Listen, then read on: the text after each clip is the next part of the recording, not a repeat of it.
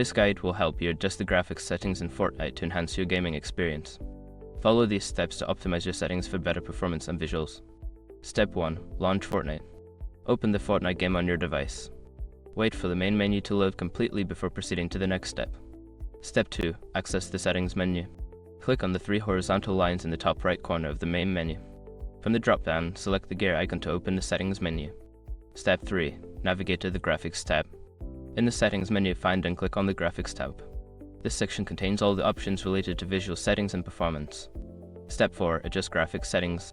Review the various graphics options available, such as resolution, frame rate limit, and quality settings. Adjust these according to your preference and the capabilities of your device. Low settings can improve performance, while higher settings enhance visuals. Step 5. Save changes and exit. Once you have made your desired adjustments, click on the Apply button to save your changes. Exit the settings menu and return to the main menu to start playing with your new graphics settings. By following these steps, you can customize your Fortnite graphics settings for an optimized gaming experience. Enjoy your game.